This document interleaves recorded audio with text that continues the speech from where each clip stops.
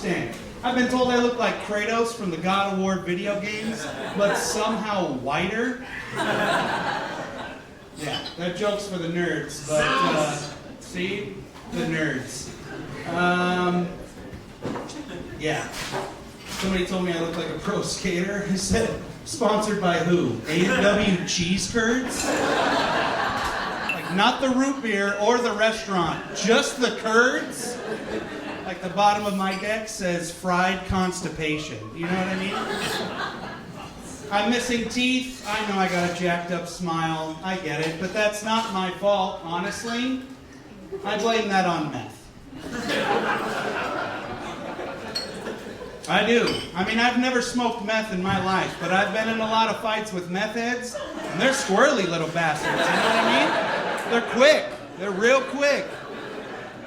I didn't know meth mouth was contagious. I got punched in the teeth. I lost some of them. I go down on my wife all the time. She recently lost her leg. It's like a zombie bite. It's crazy. It's crazy. I had no idea. And you know what? It's fine, because my wife loves my face, and that's all that matters to me, because she's the only one I want sitting on it. Alright?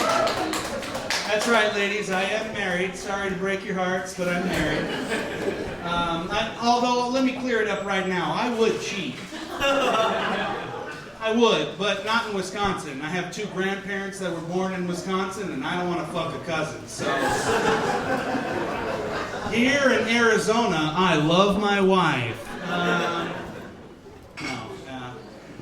It's crazy. I was at a bar the other night. I walked into the bathroom, and as soon as you walk in, there was a big poster on the wall that said, "Please do not do cocaine in this bathroom." And it had like a skeleton on it, like it was cool or something. I fucking left and went to the ladies' room. Because it's 2025 and I could transition that fast if I wanted to, you know what I mean? But they had the same poster in there. Please do not do cocaine in this bathroom.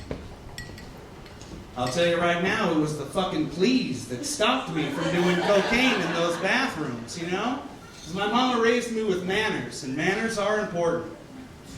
So I ended up having to do heroin that night, but hey, they said please, so it is what it is.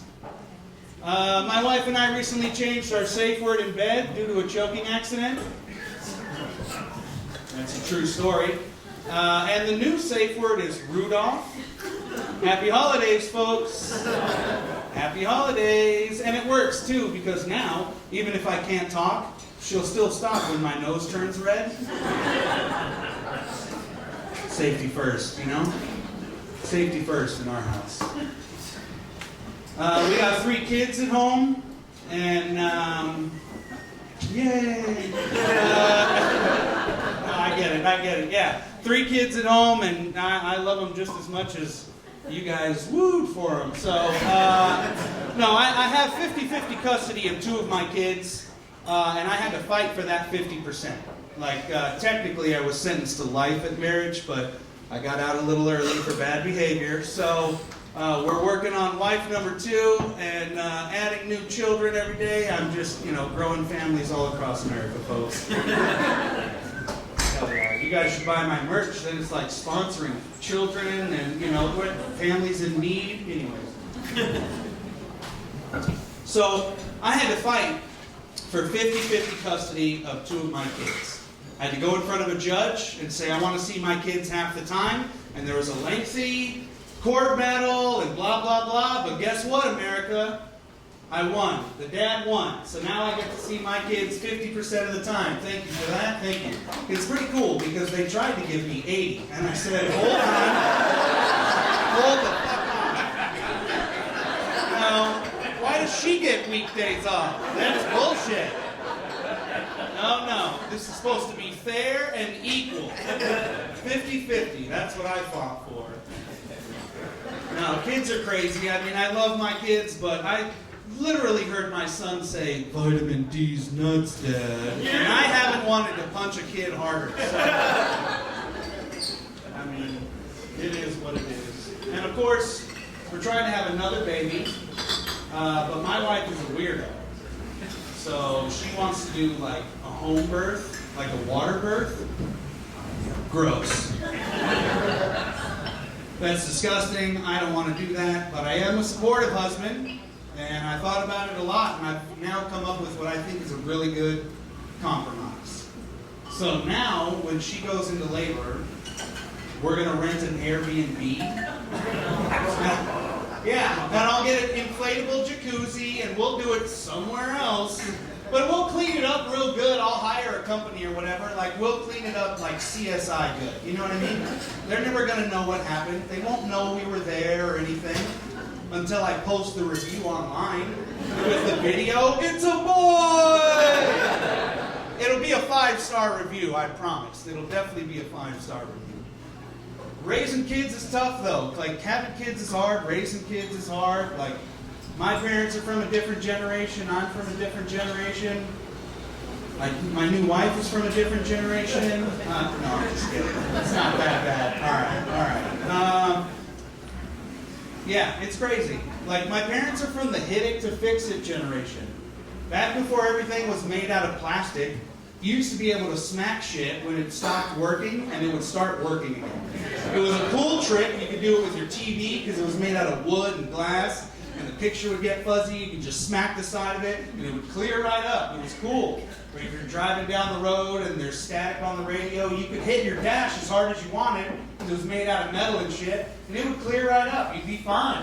If any of the kids start acting up, you could hit any one of them, and they'll all shut up. It works every time. It works every time. And that's the generation my parents are from.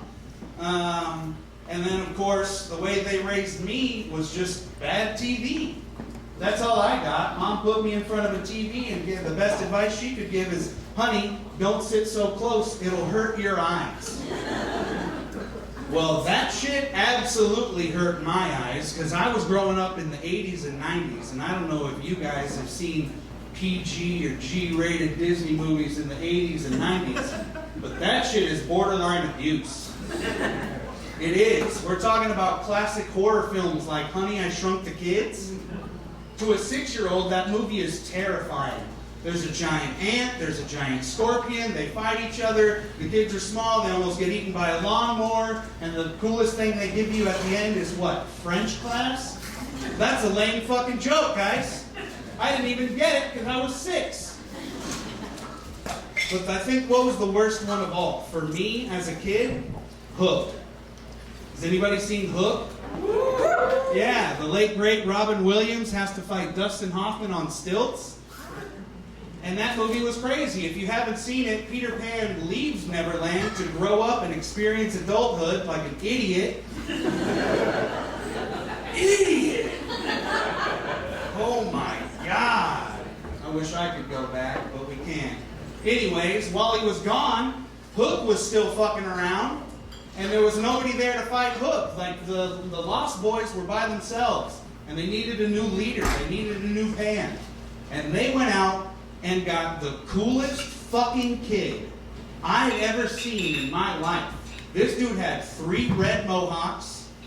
He knew all the cool skateboarding tricks and karate and shit like that. He was my hero. His name was Rufio. Do you guys remember that dude? Hell yeah. Rufio! Rufio! Rufio! Oh, shit, they killed him. They stabbed him in the chest. And not even 10 minutes later, the credits roll because Peter Pan saves the day. And I'm sitting there, 10 years old, crying my eyes out. Mom walks in the other room. Honey, don't sit so close to the TV. It'll hurt your eyes. Yeah, it hurt my fucking eyes, Mom, and it's your fault. It hurt my eyes, and it's your fault.